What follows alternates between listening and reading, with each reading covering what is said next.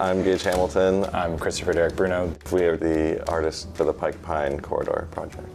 I think art is the most interesting thing to me because it's not everyone's central focus.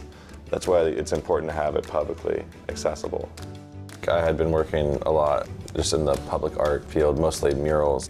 I was developing a lot of formal explorations of the built environment, so the call just jumped out to both of us, I think, as an opportunity to collaborate.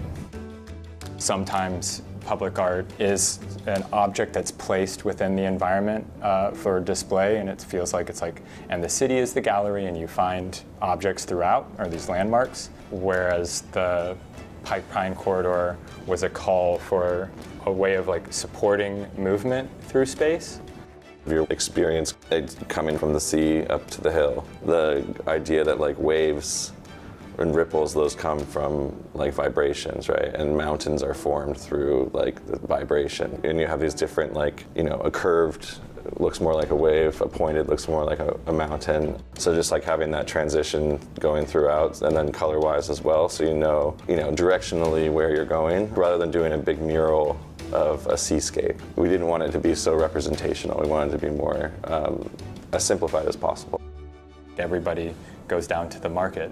Everybody has that experience, and then Capitol Hill has always been a draw. That liminal space, that transition, it's just a wild reality. When I moved to Seattle, being confronted with real hills in cities it's not the common experience.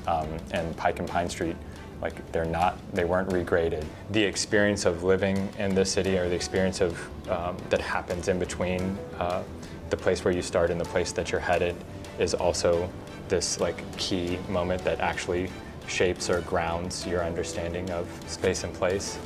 And so within our concept, we tried our best to create a language that was available at all of the points along the way, regardless of where you ended up.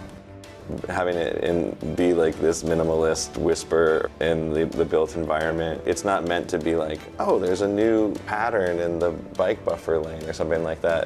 But then you see that replicated in the planters, and then you see it going over the bridge. Then you realize it's part of a thing. People probably absorbing that more than they realize. It's not really a conscious thing, you know? It's not the destination, it's the journey. Thank you to everybody that helped.